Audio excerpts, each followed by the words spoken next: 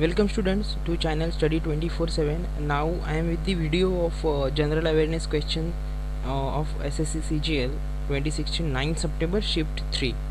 ठीक है, जो भी 9 सितंबर के शिफ्ट 3 में पूछे गए हैं क्वेश्चंस उसको हम डिस्कस करेंगे अभी. तो स्टार्ट करते हैं. Babita Kumari related to which sport. Babita Kumari कौन से स्पोर्ट से रिलेटेड है? तो रेसलिंग से रिलेटेड है. ठीक है. Next, where is Bandhavgarh national park. So ये मध्य प्रदेश में है. ठीक है. 1968 में ये जो इस पार्क है इसको नेशनल पार्क डिक्लेयर किया था. एंड 105 किलोमीटर स्क्वायर के बीच में ये नेशनल पार्क फैला हुआ है. नेक्स्ट,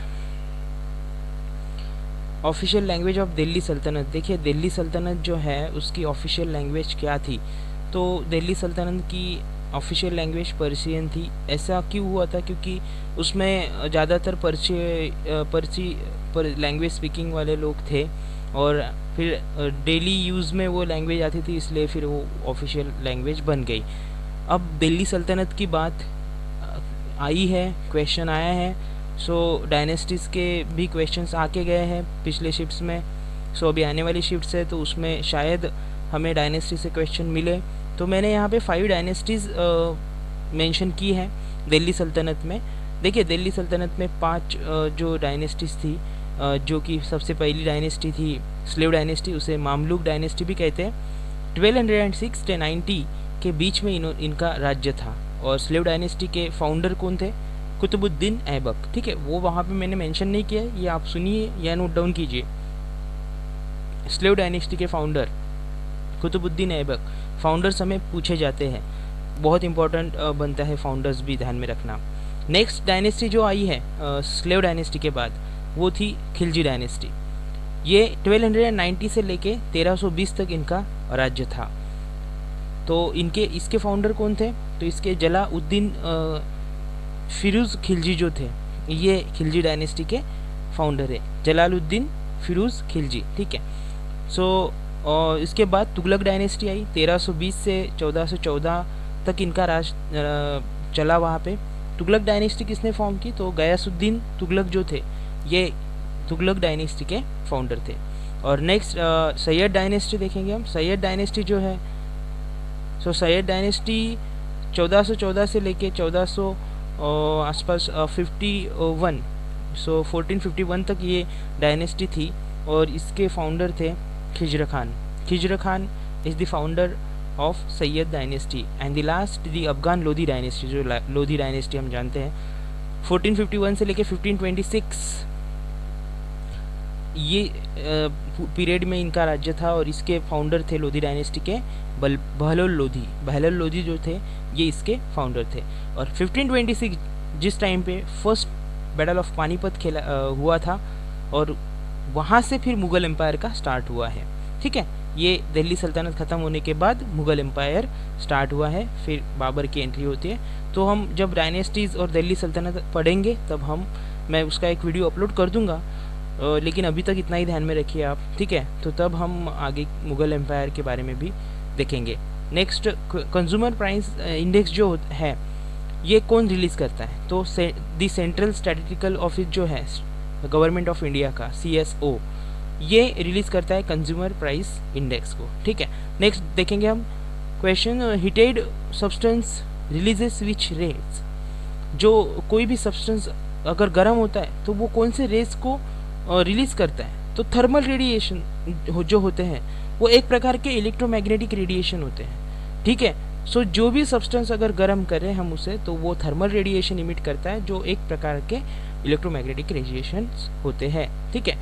नेक्स्ट क्वेश्चन हम देखेंगे, ओजोन ब्लॉक विच रेज. देखिए जो ओजोन लेयर होती है हमारे जो लेयर से एटमॉस्फेयर की, आज शिफ्ट 1 में ही शायद मैंने वो क्वेश्चन डिस्कस किया है.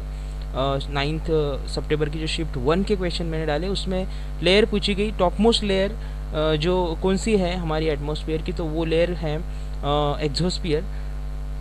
और उसी के साथ मैंने फिर सारी लेयर्स के वहाँ पे मेंशन कर दी और डिस्कस किया. तो जो स्ट्रेटोस्फीयर होती है उसमें ये ओजोन लेयर बनी होती है.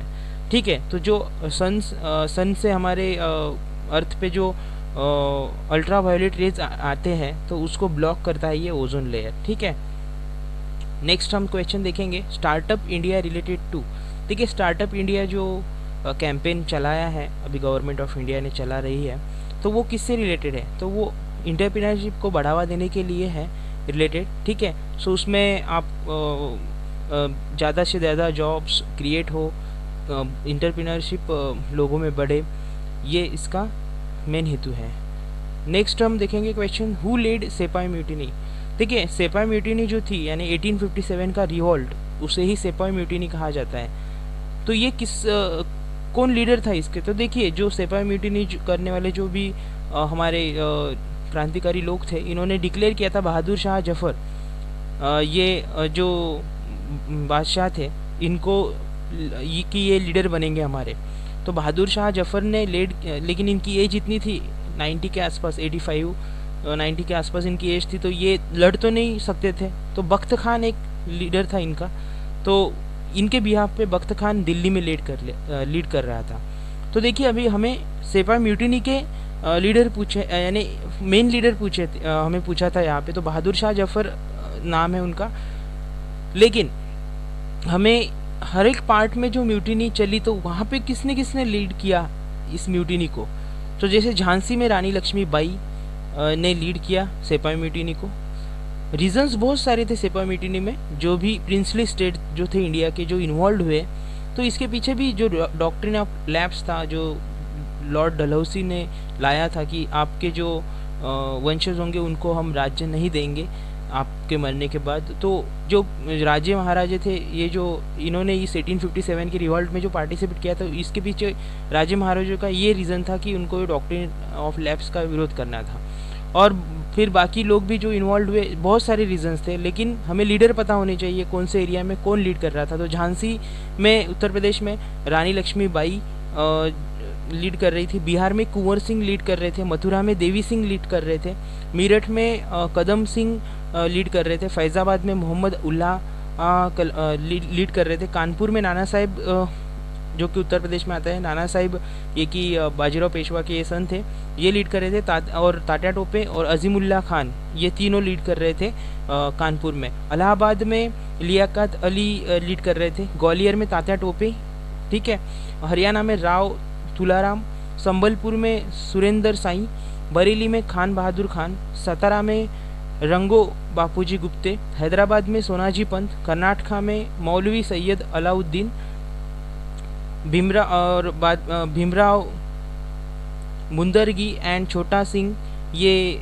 कर्नाटका में लीड कर रहे थे, कोल्हापुर में अन्नाजी फडणवीस एंड तात्या मोहिते, और मद्रास में गुलाम गौस एंड सुल्तान बख्श, और चेंगालपट्टू में अनागिरियन कृष्णा ये लीड कर रहे थे, और कोयम्बतूर में मुलबागल स्वामी, ठीक है। तो ये कुछ इंपॉर्टेंट लीडर्स हैं जिन्होंने लीड किया है अपने अपने एरिया में इस म्यूटिनी को on behalf of Bahadur Shah Zafar, यानी बहादुर शाह जफर के अंडर में इन्होंने खुद को और इनके सेनापति बता के ये लीड किया है, ठीक है। Next indifference curve shows comparison between. देखिए इंडिफरेंस कर्व जो होता है ये क्या शो करता है, तो दो जो गुड्स होते हैं, कोई भी गुड्स ले लो आप मैन्युफैक्चरिंग, उसके बीच का जो कंपैरिजन होता है उसे शो करता है, ठीक है। Next last question other name of world bank. देखिए वर्ल्ड बैंक का दूसरा नेम क्या है, तो international bank for reconstruction and development, IBRD, ये वर्ल्ड बैंक का दूसरा नेम है। हेडक्वार्टर कहाँ पे है वर्ल्ड बैंक का, तो Washington DC United states of America में है, ठीक है। और कब फॉर्म हुआ था वर्ल्ड बैंक, December 27, 1945 को फॉर्म हुआ था। प्रेसिडेंट कौन है वर्ल्ड बैंक के, जिम योंग किम ये प्रेसिडेंट है। और पेरेंट ऑर्गेनाइजेशन कौन है, किसके अंडर वर्ल्ड बैंक काम करते थे, यूनाइटेड नेशंस के, ठीक है। सो देखिए ये कुछ रिलेटेड नॉलेज हमें चाहिए ये महत्वपूर्ण ऑर्गेनाइजेशन जो है वर्ल्ड की। सो गाइज ये क्वेश्चन थे शिफ्ट 3 से। सो आपको अगर कंटेंट अच्छे लग रहे हैं, प्रॉपर लग रहे हैं, सो आप please subscribe my channel, share कीजिए, कमेंट कीजिए वीडियोस पे। और अभी करंट अफेयर रिलेटेड और इम्पोर्टेंट डैम्स की वीडियो जो है मैं अपलोड कर दूंगा। Up to tomorrow you will get that video, ठीक है। So thanks guys, this is Samrat signing of.